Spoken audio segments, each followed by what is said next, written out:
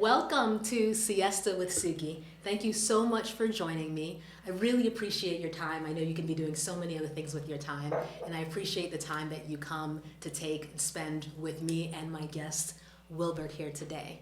So today I am joined by Wilbert. Wilbert is a fascinating person.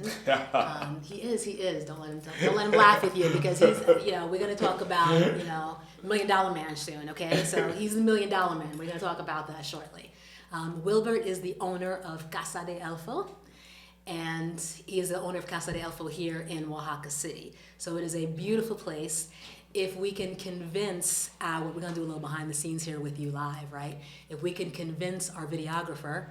We're winking at him right now, to put a little footage here of Wilbert's place. That would be really nice. So when you watch this, you're going to find out, were we able to convince the videographer or not? We'll see. All right, so Wilbert.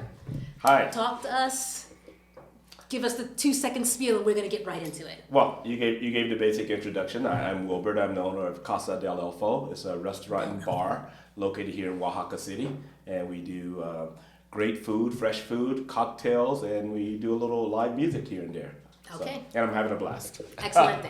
Okay, well, we're going to start because this is Siesta with Suki after all. So first, we will say yes. I so do we're going own to do a bar. it. You do own a bar. That's exactly right. So we're going to do this the Oaxacan way. Okay. So arriba, abajo, al centro, para adentro, más despacio. Delicious. Excelente. Okay, so we are going to start. I always like to start at the beginning, right? Because my thinking is always that there is something about who we are that makes us do what we do. So you have the business, but there was a journey to getting here. So I am Wilbert, and I am 5 years old. Where am I, and what am I doing? I'm in a small town in South Carolina called Richburg. And when I say small, I really mean small because it's like 300 people. And I'm there with my mom and my dad and my older sister that time. I have a younger sister that came later. Okay. And we're living there. We live kind of on what people would say a little farm town. Okay. And that everybody had some chickens and some maybe a cow and a hog. But we didn't live on a farm. We were every family had those things. Okay. So it sounds like your whole family was a town, essentially. Yes. Basically, okay. Yes. So a lot of cousins. A lot of cousins. You knew everybody, and everybody knew you and your family. Okay. So you're 5. What do you want to do at 5? Wow, at 5, I gotta be honest, I wanted to do what most 5, well, it came out to be true this time. I wanted to do what most 5-year-olds wanted to be a fireman or a policeman. There we go. See? That's what we're talking. That's why we're here. We're chatting. Okay. So we're going to fast forward in time. I am Wilbert. I am now 17. What am I thinking? What am I doing? 17, I'm thinking about going to college. We didn't have a lot of money, so I had to come up with some alternatives, and I had decided that I was going to join the Air Force because in most high schools, at least in the South, maybe all over, all of the military recruiters come to your high school and try to recruit you. And I decided very quickly I wasn't going to join the Navy because I didn't like those bell bottoms that they had to wear, and I really liked the Air Force uniform. So that's how much thought that went into it. And I needed a way to pay for school, and I wanted an adventure. Growing up in a small town, I knew I'd get a chance to see the world. Your family supported you? Yes, okay. Very much so. Did you feel like you had any other options? Because you said... No, I mean, you could have stayed there. No, I mean, did I feel like I had other options? No. Were there other options? Yes. None that appealed to me. Okay. I wanted to see the world. Okay. And so that provided you the opportunity. Okay, so now we're in your 20s, and what are we doing? So I'm in the Air Force. Yes. And we're all thinking Top Gun now, right? Oh, yeah. So is this what we're doing? Are we flying planes? I wish it was that exciting. As a matter of fact, the first time I ever rode a plane in my life was on my way to basic training to join the Air Force. So I had never been on an airplane at all. So I'm in my 20s. I'm in the Air Force at this time. And my first career, I worked in logistics supply. Okay. And I went in what they call, I fell for the recruiter's line. You don't want them to guarantee you a job. You want to just go in this open general. And you can choose from all of these jobs. And so you never really get what you want when you do that. This is a way of getting you in very quickly. So what's the difference though? Explain it because I don't know anything about that. So you can if you want a specific job, like you join the Air Force, you've been accepted, and you say, oh, I want to be I don't know. I'm trying to think of a security policeman. Let's say that, Okay. or that's a bad example because they needed so many security policemen. Okay. But if you want to be an emergency technician, Okay. you had to wait until they had room in the academy to train you, or school to train you, and that. So you typically waited a few months. Okay. But if you went in this open general category, which the military loves, because that means they can put you wherever they want you to I go, see. and you can go in immediately. So I fell for the open general. We got all of these jobs in the world to choose from, but the truth is they put you where they want you if you do that. Okay, So, ladies and gentlemen, pay attention. Okay. get a guaranteed job. Yes, guaranteed. Okay, so nugget Wait a number few one. months. Wait a Take few out months. your It's worth notebooks. it. Yes. Okay. So now we got that. All right. So you're in the general, and they put I'm you in in the general, and business. I'm in supply, and I'm delivering parts, and I'm working at a big supply warehouse. Which I gotta tell you, I started to enjoy it. I had fun. Okay. But you do that job for 3 years, and then you get a chance to cross train into something maybe you can choose that you really like. And when I got to that halfway point, I was like, I want to go into law enforcement. Okay. And so. Okay. Oh, and so I went into law enforcement. Yes, I became a special agent with the Air Force Office of Special Investigations. Yes. Now, for those of you, and for those of you who are younger, just go look it up online. The internet has everything now. You can go look it up.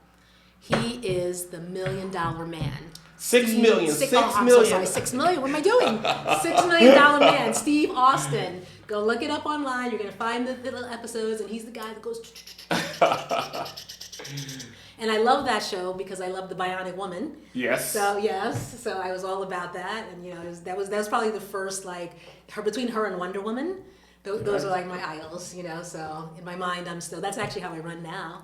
So it's actually very, very appropriate. You feel like you're running fast. Do you also hear everything? I hear everything. Ask my kids. I hear everything. I see everything. I know everything. Okay, so that was like my stuff. All right, so you are now an OSI agent. I'm an OSI agent. Okay. I'm doing homicides, drugs, all of the serious crimes in the Air Force I worked on. Okay, so I gotta ask you about that, right? Because you're like one of the happiest people I know, like at least outwardly happy you are. Yeah, you mentioned that you did like homicides, and like it feels like you've seen some things. So how does that work for you? Do you separate mentally, or just walk me through the mental process of seeing probably some pretty horrific things and still being mentally content? And maybe you're not, so if you're not, feel free to tell us, because we're here to help you. So. No, I'm content. Excellent. I feel, I know, this may not, I want to get into the psychology of it, because I'm not a psychologist. No, we're going to get to the psychology, because this is the internet now, and we are all allowed to be armchair psychologists. So feel free, give me the psychology. No, I just think people are who they are. And no matter what situation you kind of put them in, you kind of take a part of yourself there. Okay. And so my mom was always very happy, even in some troubling and challenging situations. She was a happy person, and I think I took that from her. Okay. And so even when I was doing, I know enough to display the appropriate emotion for the situation. Okay. And if there's a sad event, obviously I'm sad. Yes. And I'm sad sometimes. Yes. And I'm angry sometimes, just like everybody. But I think generally I approach life from a good place. Okay. And you feel like that's always been who I think it's always been a part of me. Okay. So you didn't take home. No, I didn't. I didn't really. I've seen some bad things, but I actually enjoyed the job. I enjoyed figuring out a crime and figuring out who did the crime. It was, a lot of television shows are based on this for a reason. It's actually a fun job. It's a fun, exciting. Doing search warrants is fun. Getting up at 6 a.m. to go do a search warrant is fun. Looking for bad guys is fun. It's like trying to get someone to confess to a crime that they don't want to confess to. It's fun, and it's an adrenaline rush. Okay, this stuff I didn't even know this about Wilbert. Now it's funny I ask you this, right? Because it's definitely a personality thing. The first time I worked for the Corporation Counsel in New York, I didn't understand what it meant to work for the Corporation Counsel. They were like, "Oh, we prosecute cases." I was like, "Oh, okay, that's fine." And they give me a file, and I open it up, and the first thing is a dead body. And it's actually a police officer. It was an undercover police officer in the Bronx. I still remember because it was so traumatizing for me. It was a young guy, and he was there like dead. And I felt like somebody should have talked to me about the fact that I'm about to see a dead person, because I had not even seen a dead person like for real. I'd never even gone to a funeral up until that point. And I definitely didn't see a dead person who like got shot. I mean, this was, this was unreal for me. And for me, that was so traumatizing that I couldn't stay. I couldn't sleep. Wow. I'm like, I'm better now, in terms of like my empathy. But at the time, my empathy is like so high that I immediately put myself in the situation of the person. Wow. Yeah. I start feeling what they're feeling. And that all I kept thinking about was this man's children, Wow. And because they when you prosecute, because when you're the corporation counsel, you actually represent people who are suing the city or what have you. Yes. So I knew his background. I saw pictures of his 3-year-old child, and I knew it was a drug deal kind of gone bad. Uh-huh. They didn't know he was a police officer, but I mean, I knew. So it was just really, it was, when you start to understand yourself, I understood of myself at that time that I could not something you want to do. Want those things. And so even the CSIs, because I used to love CSI Miami and that kind of thing, but when I watched it at night, I would have bad dreams. Wow. So not the job for you. It's not. So I can't even watch that at night, nothing. So I do think it's very important for you to know who you are. And I think that if you are internally content and you kind of have that protection of contentment around you, then you are probably the best person for the job. So thank you for your service in all the different capacities, obviously keeping the streets safe and even your service in the armed services. So, so you're running around, you're Steve Austin, you're a happy Steve Austin. I'm a happy Steve Austin. But you don't stay Steve Austin, so what happens? So one of the reasons for going into the military, I couldn't pay for college. So I finished my degree in education.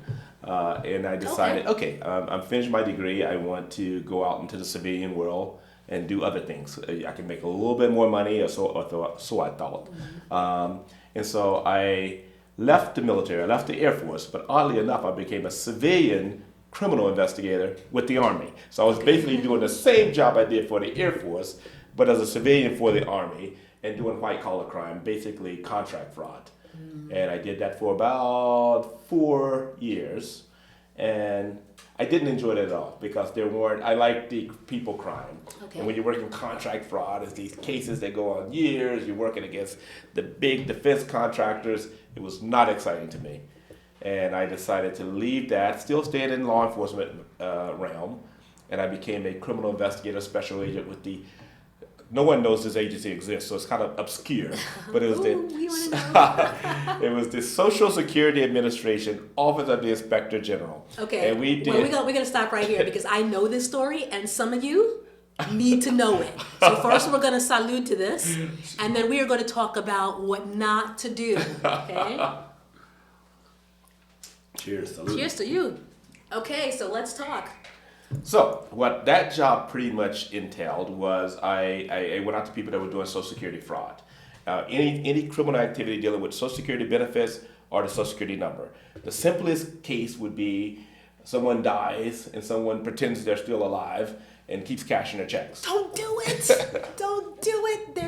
Wilbert is going to find you. They have a whole team of people agency just doing dedicated that. to finding you. Let's save you now. What are the penalties for that? Do you know? Well, it depends. Penalties always, it could be anything from probation all the way to going to jail. Ooh. A lot of times what happens to you depends on your criminal history, how much money you took, how much, how in-depth the criminal activity was. Okay. So, and some of them were quite funny. We had people dressing up as their deceased parents, showing up to pretend they're still alive. Oh man, it's like Medea in real life. We're looking for a 90-year-old, and it's, oh no, she's in the Philippines on a bike tour. We can't reach her right now.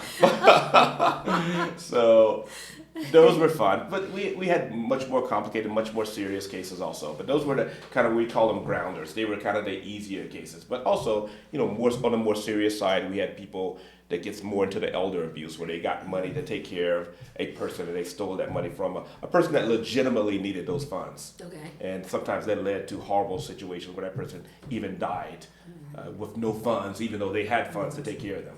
So. Yeah, okay. So you've seen a lot Yes. by way of human nature, and Yes. so bless you for still loving people.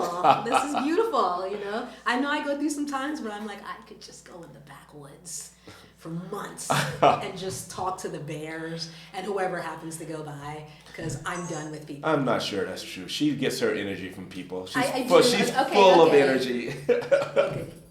I could pause? Okay. Okay, pause. No, keep going. Okay. Okay. I don't know. Okay. You have tons of energy, and sometimes I see some of the things you're doing. I'm like, I wish I had that kind of energy. No. I've been shut down mode for at least 2 hours. No. Well, I get up early in the morning to kind of get it going together. Okay, so you're doing the Social Security. Yes. And you're seeing some things, but you decide at some point, I'm good. Yes, Okay. I did. So you retired at, we're not talking ages. Even so, here, I'm gonna have to do a little plug for him for a future job, if not. There is something that Wilbert is drinking, eating, something. We don't know what it is. He has not told us what it is, but the skin is like glowing No, and I it's wish I like had her skin. amazing. I'm like, what on earth is he doing? So sometimes I pass by his place and I secretly watch him. What's he doing? You know, what's he got going on there? So if you have a skincare line and you are looking for a male model, call me, reach out to him directly. He is your person. He's got you at least for another 10 years. Not tall, dark, and handsome, short, and kind of funny looking. Hey, listen, it's all about the skin. We don't worry about all of that. Okay, it's all about the skin. Okay, so you've decided that you want to retire. Yes. But by general accounts of today, this is actually an early retirement. How are you able to do that? So federal law enforcement officers can retire fairly early. Okay. After 25 years at any age, or 20 years at age 50. So Still to this day. 'Cause that used to be the case for teachers and they stopped that. Still to this day. Okay. As a matter of fact, you can't, even if you want to, you can't work beyond the age of 57 as a federal law enforcement agent. Okay. So. Okay.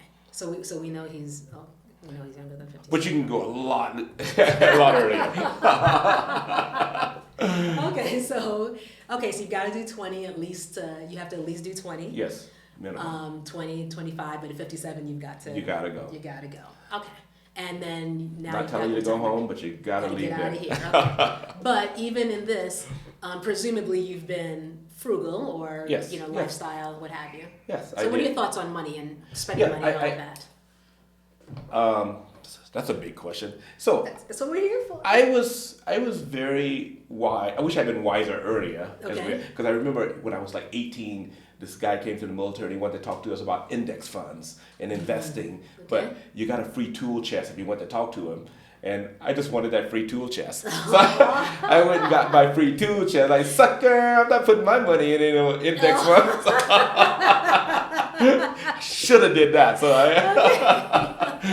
but I started investing fairly early through traditional means. Okay. And so, especially in the federal government, we still have 401ks, we still have pensions. And so I put the maximum in when I started. And you have that accumulation. The earlier you put it in, the more it grows. So by the time I retired, I was doing well. Okay. I had bought, my initial goal was to buy a house. I knew I was going to move around as a federal employee. My goal was to buy a house in every major city I went to. Wow. Okay, that didn't work out. Don't get excited.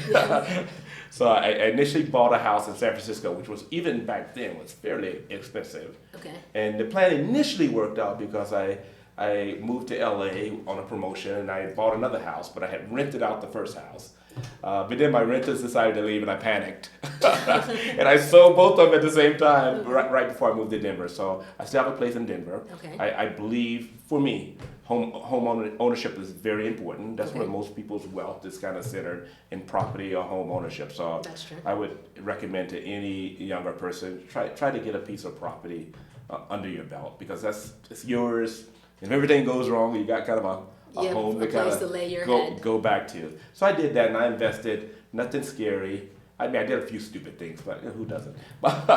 And so I did fairly well, and it gave me enough. But it was a very comfortable retirement with my pension, with my 401k, and so that brings me here today. Well, not quite, because you're retired. So what do you do? Oh, yeah, the big thing. Okay, Yes. so I decided it was all about timing. I retired in December 2019. Okay. And then, as your viewers may know, about 3 months later, we had a pandemic. Yes. And we were all kind of on lockdown. In Denver, Colorado, I was there. And I like traveling and I like people.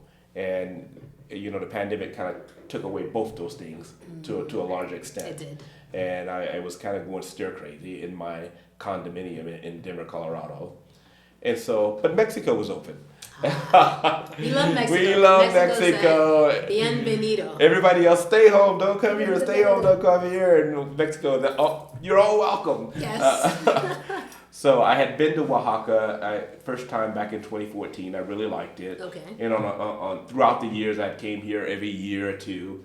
And so during the pandemic, I came here for a few months. Number one, to kind of see Get people. away, yes. And also I was getting some work done in my condo, some renovation. I had to move out of there anyway. Okay. And so on that tour down here, I was like, well, I'm kind of bored. I want to do something else. I'm fairly young. And I started thinking about this bar concept. It's always been kind of a fantasy idea of mine. And so, but finding a place in Mexico was kind of challenging. So I had to find, in my traditional thinking, I needed a real estate agent. Yes. And so, which no one really does here. Basically, you know this, Suki. To find a place here, what do? Yeah, you've got to talk to people. I mean, and honestly, you should really take the time to get to know the place, because there's the first level and then there's the secondary level. Yes. When you first come, on the surface, people tell you, oh, these are the 4 places that are good, right? And then you get here and you realize, oh, they were keeping that place a secret and that place a secret, and they didn't want to tell us about that other place, And I think especially when you're talking about moving to Mexico, moving anywhere really, learning, there's 2 languages you want to learn. There's the actual language, idioma, right? The actual words. Then the cultural language, I think, which is just as important. It takes a little bit more time to start understanding the cultural language than the Spanish words, but I actually think both are important to understand where you are. And I think the second thing that's very important, so I'm preaching to you guys. I know it sounds like I'm preaching. I am. The second thing that's important is, preach on. Who you are, at least for me, and I'm gonna ask you if this is the same for you, who you are where you came from is different than who you are in this new place. And so it takes a little bit of time to discover, who am I here? Who is the Mexico Suki, right?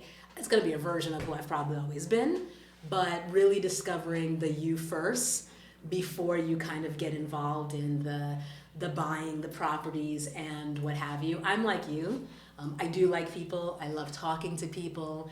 I appreciate Mexican people because they struggle with me through my Spanish. And so they're like, where are you from? And I know the verbs are off. And I'm like, oh. I'm listening to myself and I'm like, oh my goodness, I have conjugated this thing terribly. But we are smiling along together, and we are cackling, and we are mezcaling, and I find out so much about people. I love hearing about the grandmothers and all the different things. And I found that, that's why I love Oaxaca in particular. Oaxaca's a little down south in the buenos dias, buenas tardes. I like that. I like being solo, walking down the street by myself, and saying buenos dias to everybody. And that's it. We just keep on walking. But we kind of greeted each other and acknowledged each other. Whereas my New York self was definitely, don't ask me for the time, because I'm thinking you're going to steal my watch. No. You're slammed on people in the subway, but you don't even speak to each other, So the New York me is very different than the Mexico, the Oaxacan me. So I like this me. So I do say to people, take the time first. And to your point, the real estate is very different here. The value of an agent is probably a little bit more the value of who that agent knows. Yes, you're correct. More than, so the biggest thing, and this is very important, so I'm going to give this to you guys. It's not even preaching, this is just business. Real estate in Mexico is different than, let's just say, if you're in real estate in the United States, in the sense that the real estate agent in the United States represents you. That's the idea. They are the seller, the buyer's agent, and they're looking on your behalf, et cetera, et cetera. Here, they very well can, they're not representing you as much as they're literally showing you the property. One thing I do love about Mexico is that it's a very take care of yourself type of society, right? If you fall, people will come and try to help you up, but you're gonna have to take care of yourself and figure out the details and all of that. So the idea that you get a real estate agent to figure out the details for you is a fallacy, right? Correct. You've got to come in, one, have a sense of what you want, but also be flexible about what you want. You know, I used to have an 80-20 rule in the States, get 80% of you want. I am now down to 60. I am, ask Evan, I am at 60. If I get 60%, I'm like, yes, I am doing good. I've reset my expectations. And we're gonna talk about my favorite, in the future, shortly, my favorite Facebook post from you. Oh, yeah. But we'll talk about that in part two. We'll talk about that. Okay, so talk to me. So you come here, you start with an agent, and then you start with an realize- agent. I will say the benefit of the agent was that she did show me different neighborhoods. And over 2 or 3 different trips here, I did kind of learn the city. And the disadvantage of her was something that you kind of said. The benefit of the agent is knowing a lot of people. She had lived outside of Oaxaca and lived outside of Mexico for a long time, even though she was Mexican. And so she didn't have a lot of contacts. Okay. And so we looked at a lot of places, and nothing quite was what I wanted. And I was getting kind of frustrated.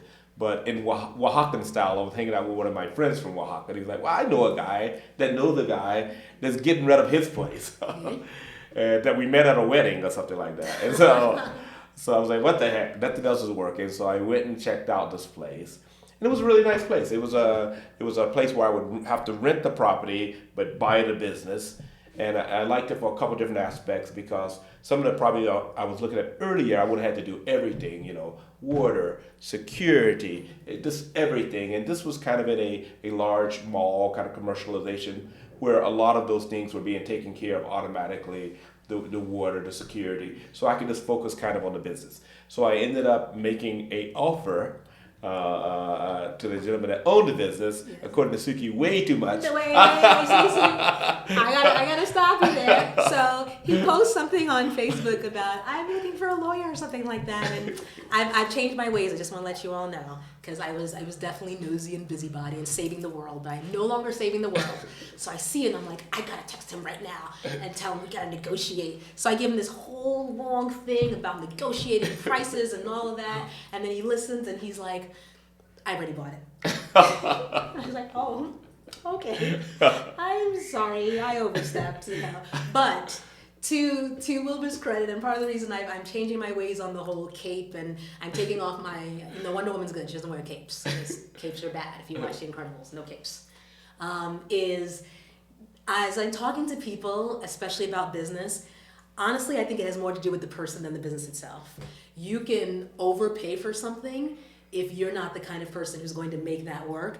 And I don't know if you can ever underpay. If you get a good deal, bless you, good for you, right? But it's more about the person than the space.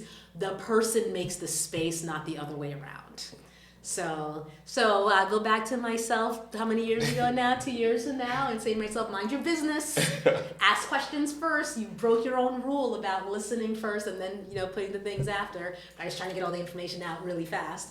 But yes, I did reach out because I had obviously been going through the process of this property, and there were some challenges. I probably need a whole other podcast for that one. There were some challenges, and I certainly started to understand the cultural part of it. So we are going to talk about the birth of Casa Del Elfo in part 2 of my conversation with Wilbert. So we're going to do our final in this part 1. Cheers. Cheers. Salud. Thank you so much. Thank you. And we will see you all on the other side. Thank you for joining us, and don't forget to come and press the button for part 2, and like. Even if you don't like, press the like button anyway. Okay. Because I won't know the difference, right? So if you dislike and you press like, I'm gonna be like, oh man, they liked it. So everybody's good. Ciao.